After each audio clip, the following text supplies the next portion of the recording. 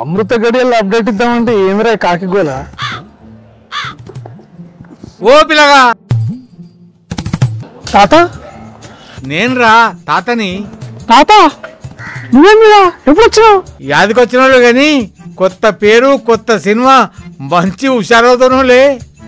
అదేం లేదు తాత, ఆయన న్యూస్ షాప్ ఉంది నాదంటనే. చెప్పు ఏది ఇట్లా వచ్చినావు? ఆ పాట వింటావా? యాడ చూసినా నీ పాటనే, ఎప్పుడు లేనిది డాన్స్ మస్తుగా చేస్తున్నారు. అదేం లేదు తాత, ఇక పాటల ఊపులాగా దినేష్ మాస్టర్ తో ఇట్లా ఆడేసినాం అంతే. అట్లాగానే సరే కా పాప మస్తు ఉందని చేసినట్టుంది. అబ్బో సంధిస్తే సురికేస్తాడు. సరే తాత వచ్చిండు, మరేం కొత్త ముచ్చట్లేవారా? బరోబరు ఉన్నది, అది చెప్దామని మంచి గడియలు మంచి ముహూర్తం వెతుకుతున్నా. చేసే పని మంచిది అయితే అవన్నీ ఎందుకు బిడ్డ?